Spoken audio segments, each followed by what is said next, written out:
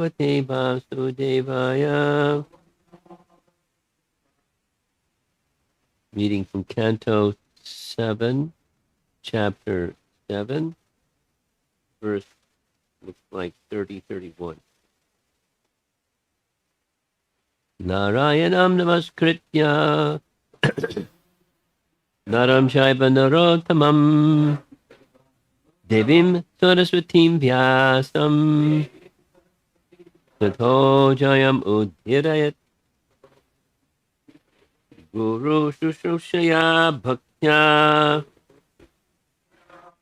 sarvalabdha panena cha sangena sadhu bhaktanam ishvaradhanena cha Tataya tatkatayam cha kirtanayar guna karmanam tatkadanam buruhadyanat kaldingake sharhabnavdipi. Tongue twister. Do it again. Guru Shushaya Bhaktya Sarvalabdha Panena Cha Tangena Sadhu Bhaktanam Ishvaradhananena Cha Srataya Tat Katayam Cha Kirtanayar Gunakarmanam Tatpadanam Paro Yanat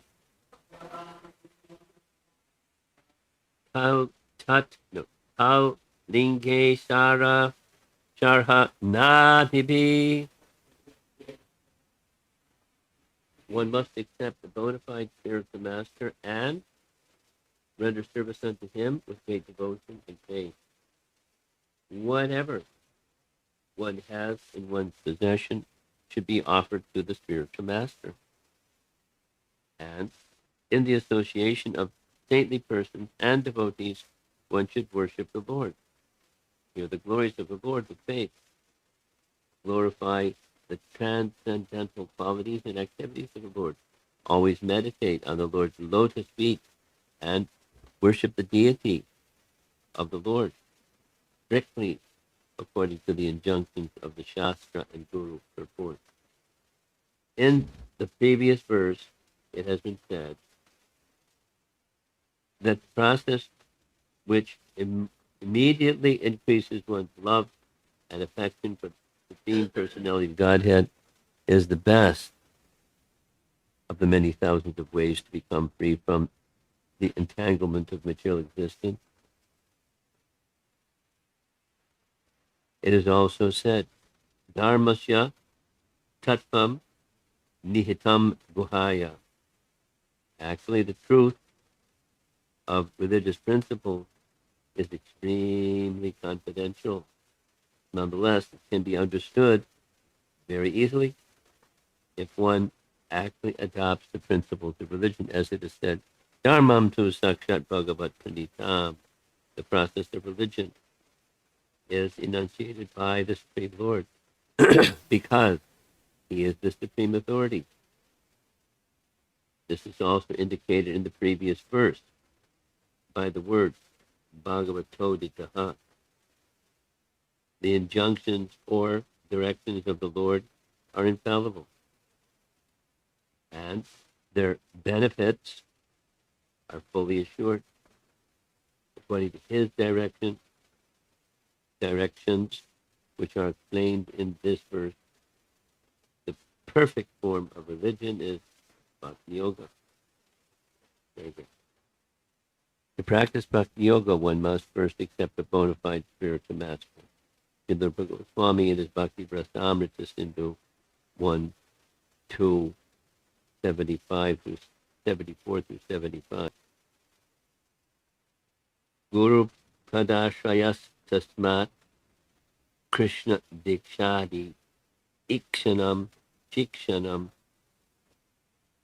virambhena guru deva, sadhu vartmanu vartanam, sat dharma pricha bhagadi, tyaga krishnasya etave. One's first duty is to accept a bona fide spiritual master. The student or disciple should be very inquisitive, semicolon. He should be eager to know the complete truth about the eternal religion, Sanatana Dharma. The word guru, Shrushayaya, Shrushaya, Guru Shrushaya, means that one should personally serve the spiritual master by giving him bodily comforts, helping him in bathing, dressing, and sleeping, eating, and so on. This is called Guru Shrushayat, Shrusanam. The disciple should serve the spiritual master as a menial servant, and whatever he has in his possession should be dedicated to the spiritual master. Pranayar, Arthayar, Diya, Vacha. Everyone has his life, his wealth, his intelligence, and his words. And all of them should be offered to the Supreme Personality Godhead through the via medium of the spiritual master. Everything should be offered to the spiritual master 6 times with his heart and soul, not artificially to gain material prestige. This offering is called arpana. Moreover, one should live among the devotees, saintly persons, to learn the etiquette and proper behavior of devotional service. Srila Vishwanath Chakravarti Thakur remarks in this connection that whatever is offered to the spiritual master should be offered with love and affection, not for material adoration. Similarly, it is recommended that one associate with the devotees. But there must be some discrimination. Actually, a sadhu, a saintly person, must be saintly in his behavior. Sadhava, sad achara. Unless one adheres to the standard behavior, one's position as a sadhu, a saintly person, is not complete. Therefore, a Vaishnava, a sadhu, must completely adhere to the standard of behavior. Srila Vishwanath Chakravarti Thakur says that a Vaishnava, a person initiated into the Vaishnava cult, should be offered the respect befitting a Vaishnava, which means that it should be offered service and prayer. However, we should not associate with him if he is not fit. He's not a fit person with whom to associate.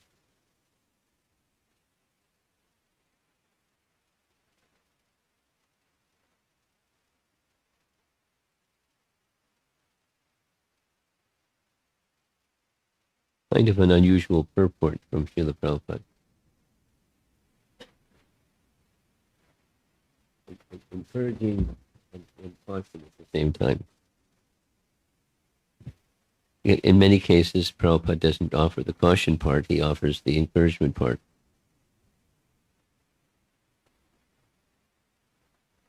And it's not like we're in the 10th canto, we're only in the 7th canto.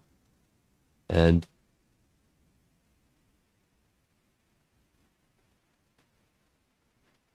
it's okay.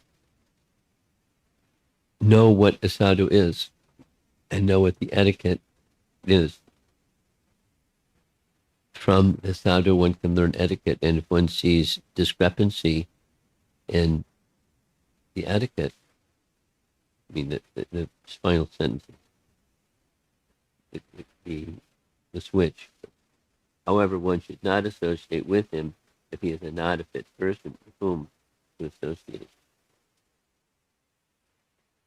So that means one has to be a discerning individual and then act according to that discernment. It doesn't mean put somebody on a magnifying glass and start examining. Oh, I see a fault. Oh, I see another fault. Oh, I see another fault. I'm not going to associate with this person because there's faults.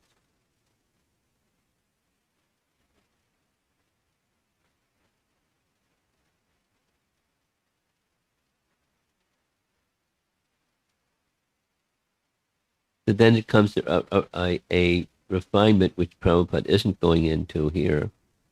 What category? Falls in the category of something that says I should associate with this person, and something that's minor. It's that discernment or that judgment is not indicated. Directionally, yes, but not. So what criteria should be used? Mainly, it's the one has proper etiquette, and then okay, what's proper, what's not proper.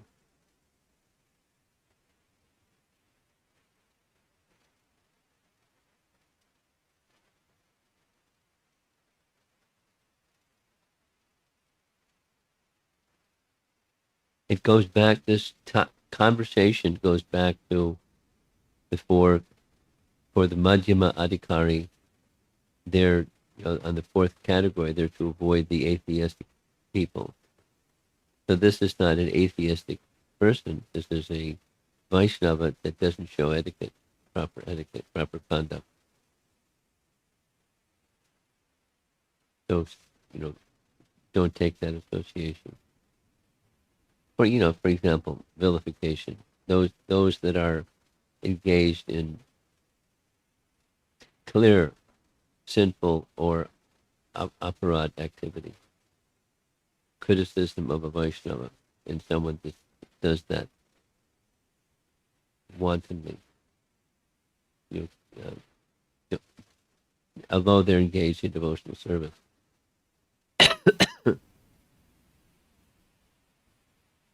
In other words, there's degrees of violation. And, in extreme is the vilification. And then there's less extreme and less extreme and less extreme.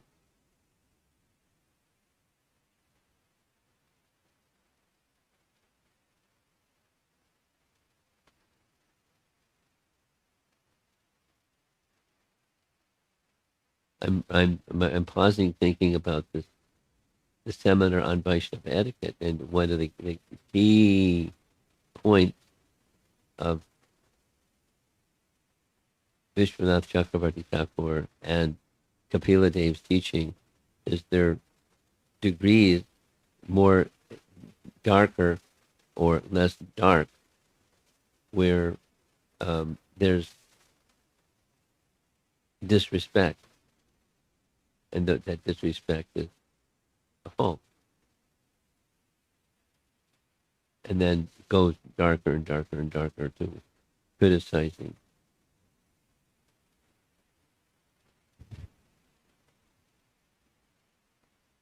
So I just spend a little bit of time in this area.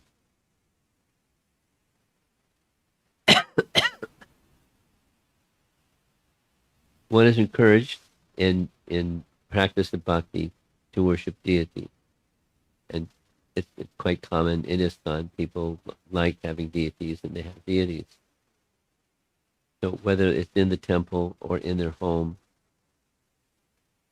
worship of a deity is beneficial for the neophyte. At the same time, on the counterbalance is that person that's engaged in deity worship, according to Kapila Dev's teaching, that person is a pretender if he sees um, in a condescending way others that are not doing what he's doing, or speak his speech and behavior is high, and others don't do the high, and so there's some negative feeling. It may not be in words, but in attitude, subtle attitude, and that's the pretender, the not properly respecting.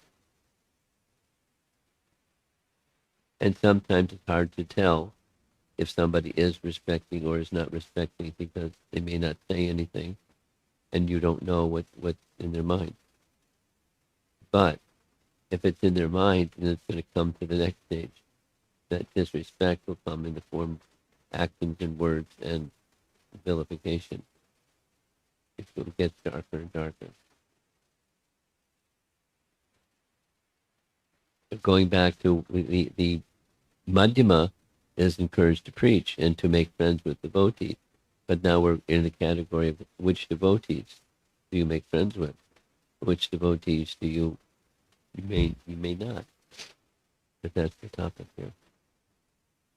So it's subtle, and it takes refined intelligence, and it takes training and purification through training to make proper distinctions.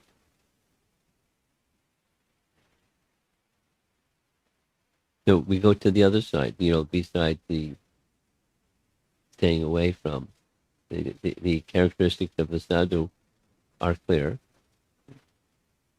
and those persons are, worthy, because Vishwanath Chakravarti Thakur has commented in the purport twice by Prabhupada. So Vishwanath Chakravarti Thakur writes very clearly, Sakshad Hari Tvainasamasta Shastri. Sakshad Hari. Sakshad Hari. Tvainasamasta. All scriptures indicate the spiritual masters be honored as good as God. And therefore, everything is offered to the spiritual master. And then there's you saying that 3-4 times. And that helps one become free from I and mind consciousness, the material imposition of material consciousness of who I am, by looking up to the one who is the representative of Krishna, and then because it doesn't belong to me, it belongs to Krishna, let me offer to Krishna through the spiritual master. And thus, Sakshat Hari Tvainasama Shastri.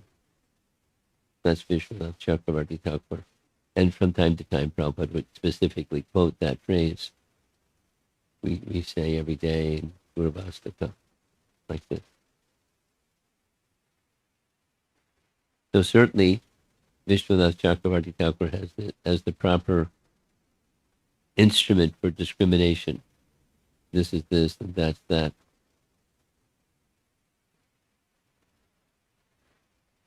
And one who is proper, everything. No, there's a very nice example of everything, and the everything, when is offered to the spiritual master may say, thank you, no thank you, or give it back. That's the example in Ramachandra's life, performing a wonderful yajna and gave the kingdom in the 4 directions to the brahmanas, and they gave their kingdom back. Because what's the brahman going to do with the kingdom? One quarter of a kingdom. It's the world. When the brahmana doesn't rule, so they gave it back. But the gesture of having accepting, they didn't just say no, no, no. They didn't say yes, yes, yes either. They accepted the gesture and then gave it back, because what they wanted, they indicated by your reciprocation with us, we now have realization, and that realization is the real asset of a brahmana. So thank you. We'll be happy with that. So offering to the spiritual master doesn't mean the spiritual master has a big warehouse and accumulates stuff.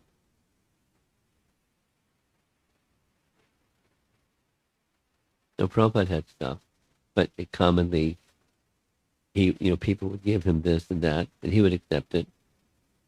There was a period of time that I don't know how frequently, but he was given wristwatches, and accept the wristwatch and wear the wristwatch for a while, and then give the wristwatch to somebody, and then another wristwatch, and and so forth.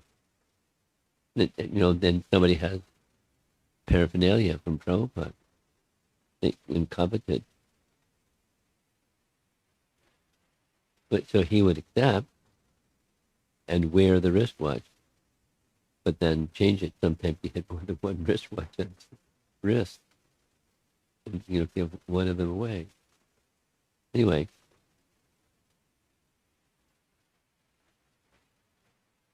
it's the gesture of loving exchange, and Prabhupada accepted the gesture of loving exchange. And with that gesture, some object. It wasn't just that one thing. Because the principle is everything. So what do you give? What do you give to Prabhupada if you had the opportunity to give anything? Give him what he wants. It's not a wristwatch collector. It's something that to express gratitude to such a person, the spiritual master. Give that which the spiritual master values. And what does he value?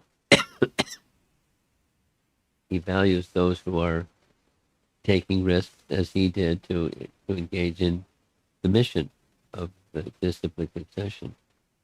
He was very pleased when devotees did that, and that was the best gift or sacrifice. You give one energy and meditation and sacrifice, etc., etc.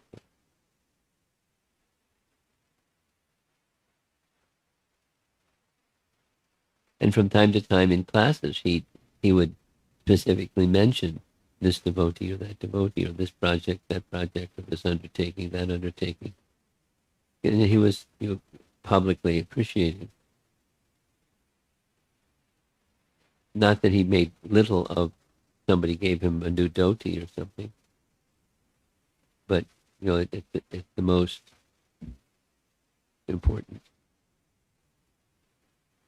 His point of emphasis was the Sarve Sukhino Bhavantu, giving that which will make them happy. But they don't know what will make them happy, and so he had to spell it out. Because they're looking for something that's not happiness as happiness. Exactly what Prahlad Maharaj is doing in his prayers.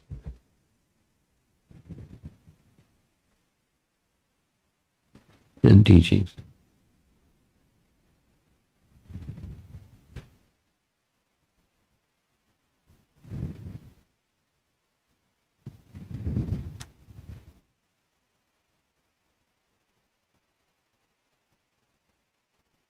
Can you read the verse again?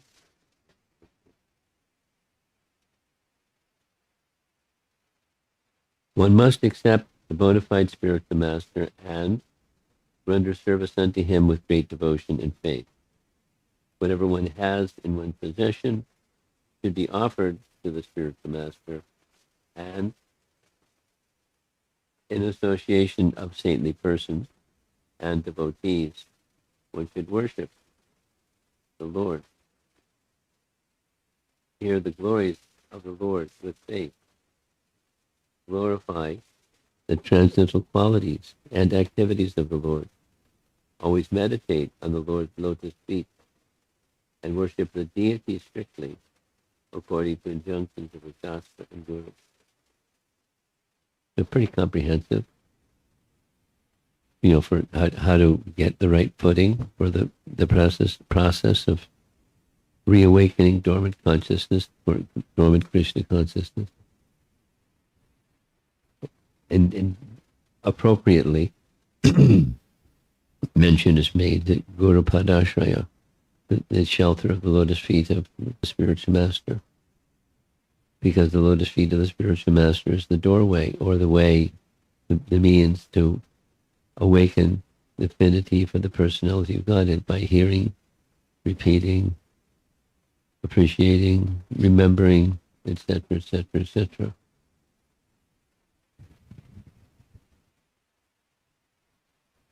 Okay, I'm going to end and see if there's some discussion.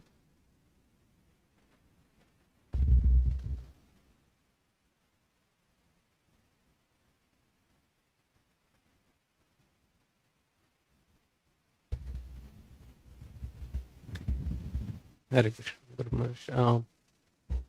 I also heard in Madhurya Kadambini, Vishwanath Chakravarti Thakur, somewhere in first chapter, second chapter, talks about uh, we cannot judge a Vaishnava based on the external behavior.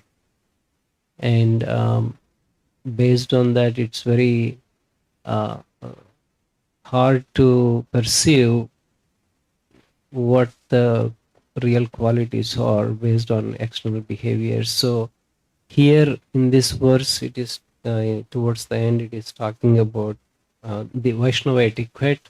So I want to understand when it talks about etiquette. We don't understand what? Um, what is the meaning of etiquette? It's not just external, right? It is what the internal qualities are also. How do we evaluate the internal? Yeah. Well, the consistent behavior tells a lot.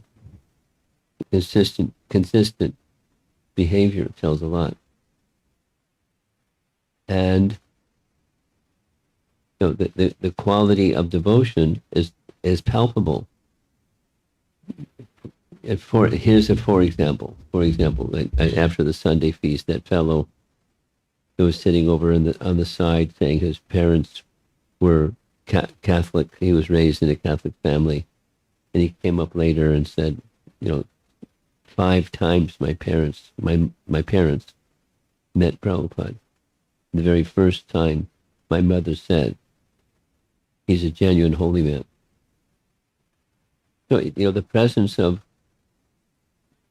purity and substance is perceivable for someone that has the kind of devotion his mother had. It's palpable. That you can perceive subjectively and then objectively by speech and behavior, inconsistent speech and behavior. And by one's orientation or inclination towards seeing beyond the temporary, then one can perceive what is beyond the temporary by someone who is beyond the temporary.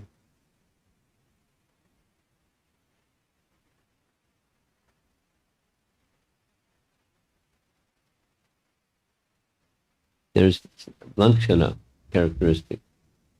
So we look to see what are those characteristics in this person, from scripture, and then see in the person. And we may not be able to, a nice example is Pundarik Vidyanidhi and Gadadhar. And he didn't understand until Mukunda knew. So by singing verses of the Bhagavatam, he went into a trance, fell on the ground, etc., etc., etc. And that's exceptional. Most people are not, that's not what's going to happen. They display their divinity. But, in trying situations, how does someone behave when there's praise or there's obstacle, and it's severe? How do they be? What comes from that person in trial and tribulation, both the good and the bad? So those are symptoms. Thank you. Yeah.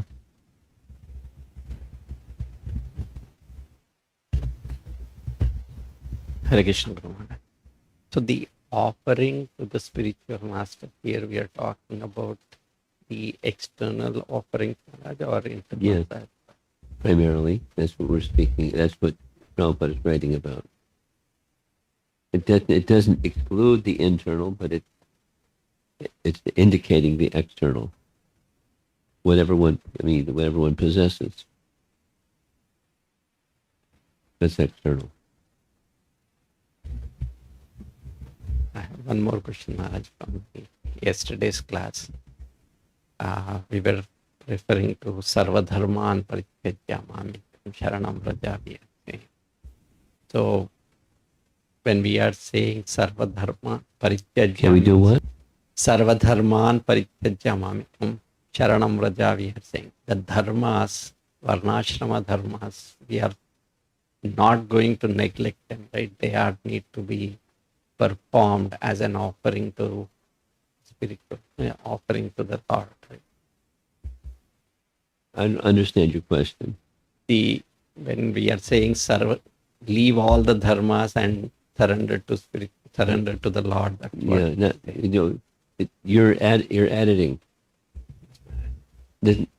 Prityaja doesn't mean abandon proper conduct.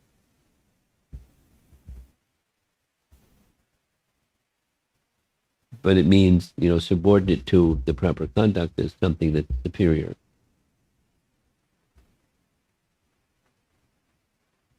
Do you want to go further with it? Yeah, I got the answer. Okay. Thank you, Maharaj. I commonly like to help illustrate what this verse is saying, use the example of a chandelier. And the chandelier, a proper chandelier is not just glass, it's crystal. And, the crystal is valuable. But if it's lying on the floor, it's not, the utility isn't being manifest. But you hang it, and then the light's on, then it's very nice. It diffuses the light, and so. But it's dependent upon being suspended from the ceiling, or whatever is suspended from. So that's the Mamekam Sharanam part. Ekam. Okay?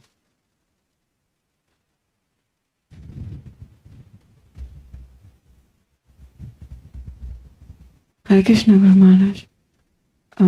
Deity worship is often referred that it's at the neophyte stage, one does the deity worship. But what is the goal of deity worship, or the main purpose of deity worship that I heard multiple times is to see the Lord, super soul in everyone's heart. So that looks to be very high. It is very high. Yeah. So, are there, like according to this verse, what I understood was from yesterday, so the material contaminations or the suffering that is remediated by all these means, by taking shelter of Guru, offering everything by deity worship, and also the question that I have is maybe two-part question. So when you were first mentioning about if I don't have the discernment that maybe I'm supposed to, is it better to avoid the conflict itself? Like I know there will be a conflict, so not to go there. But that is also not recommended. So what are the intermediate means that I can take? Are you speaking still specifically about deity worship? Yeah, deity worship, and the main purpose of deity worship is to see the super soul. That's advanced, but the main purpose is advanced. Yeah. But so when you start, that's not what's going on. Yeah.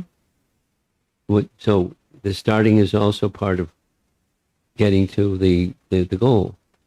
Yeah. See, so the starting point is helping the conditioned soul to identify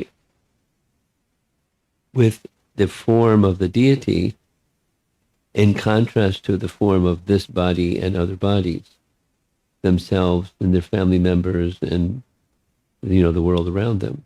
They draw the bodily conception to the spiritual to the spiritual form of the deity, and then the deity or the super soul or the personality of Godhead is within every living entity.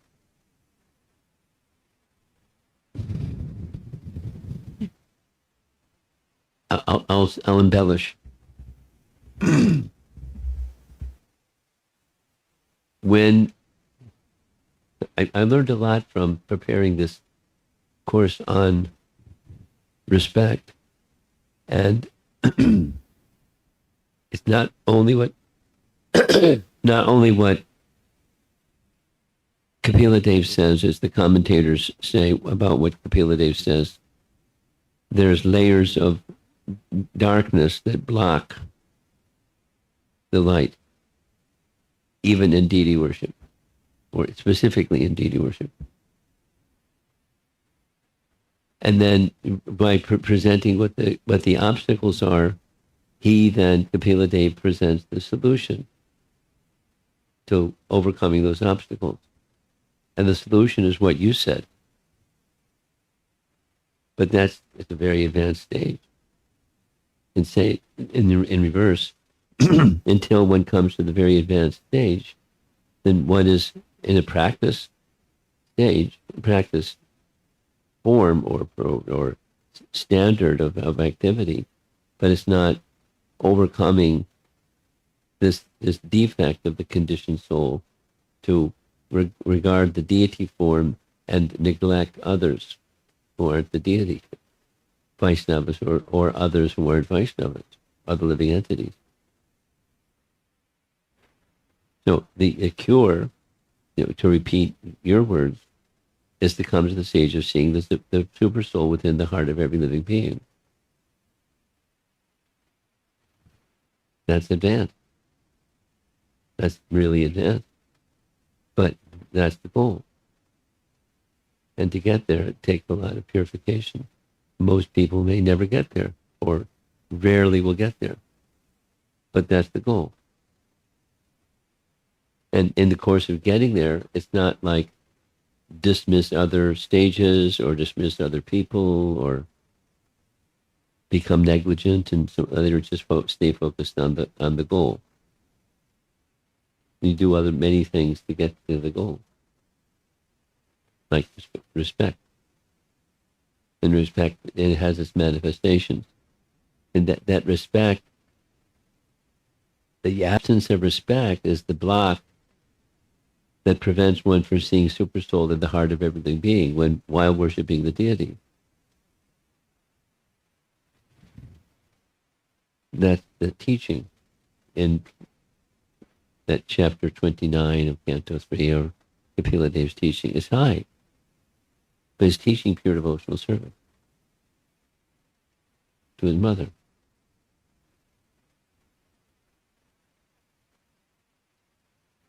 So what to do when you're not there yet?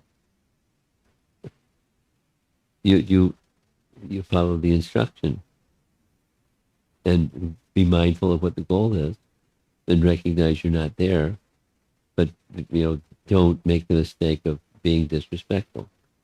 So what does respectful look like? And that there's like lots and lots and lots and lots and lots and lots and lots of teachings, which is it aligns very much with what's here in this morning's verse. A sadhu is one who knows proper etiquette, and they live accordingly, consistently. That's a sadhu. So we learn what it looks like from one who is a sadhu. And then we have the teachings, and we have the goal, that the fruit of the teachings done properly. It's elevated, very elevated.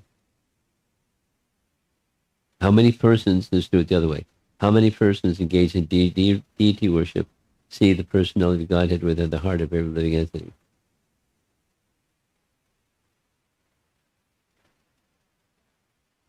You do a survey, probably very few. But that doesn't change what the goal is. The goal is Shuddha Bhakti. And what does Shuddha Bhakti look like? So there's symptoms. And then therefore one will never disrespect. One will always respect.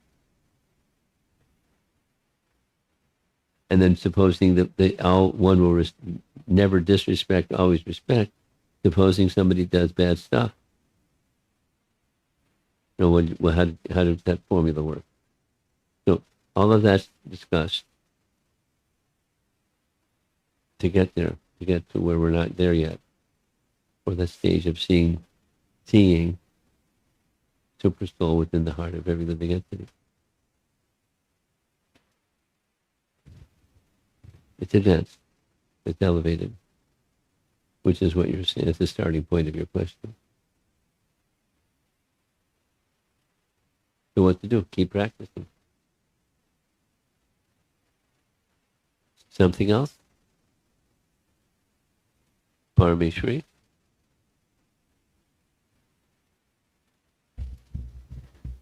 Guru Maharaj, I was thinking this now offering everything to the spiritual master. So not only the physical things, but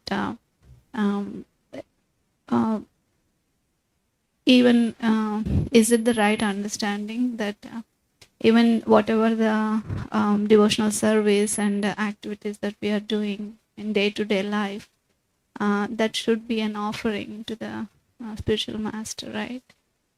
Yeah. It's, back to the question, there's the external and the internal. Okay? Yeah. Oh. And then there's subdivisions of those, internal, external. And it takes some time to, that's the alignment and sadhana practice. Towards that end, that's the goal. Okay. And you have something.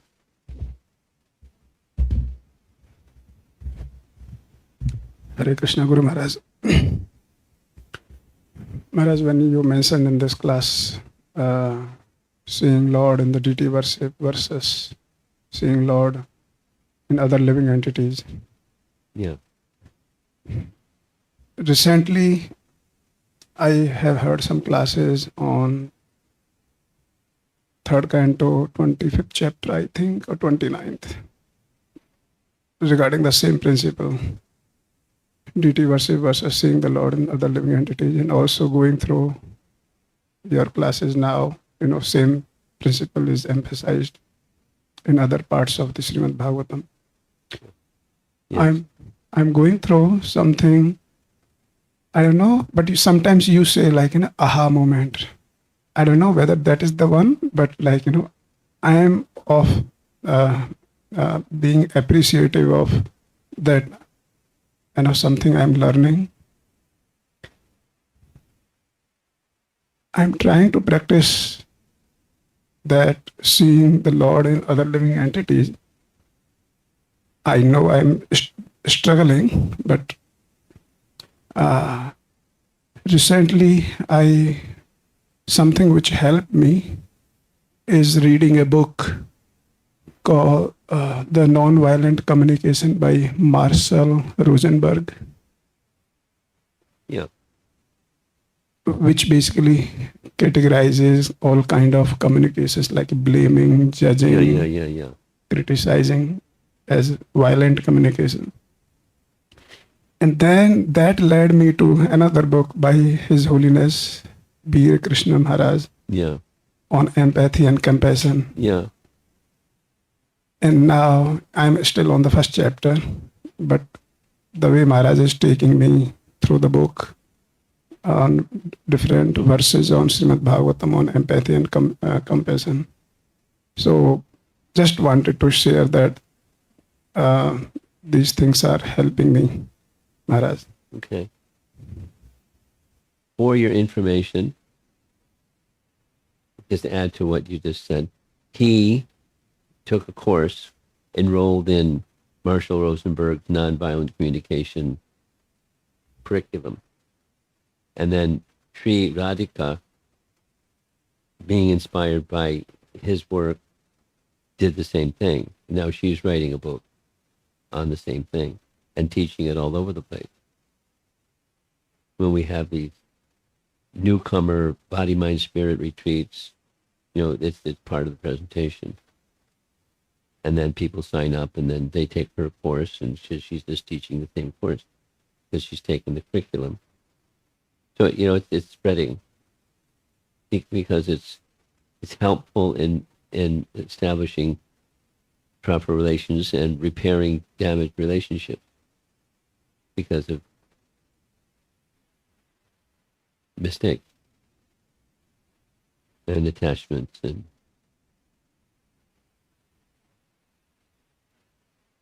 helpful. And people like it. They're benefiting from it. So just a response to what you just shared.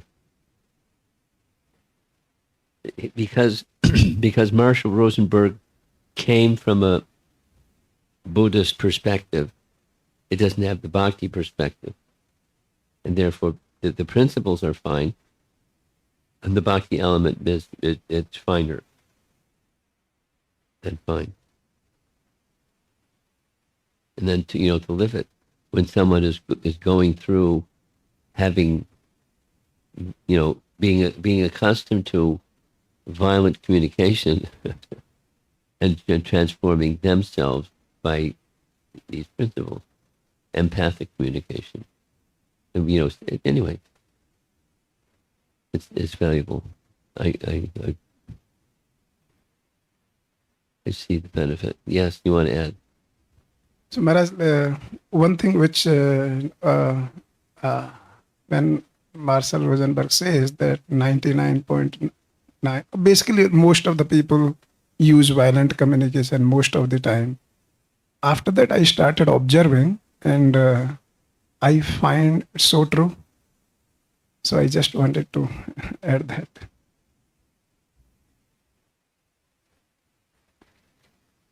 Because I myself, when I started observing myself, I was doing it. I'm still doing it, but I'm trying to improve. Okay. In their recent, in the last month, in the month of April, there was a retreat for college kids. And Jumana Jivana and Sri Radhika presented the dreaded drama triangle, DDT. That means poison.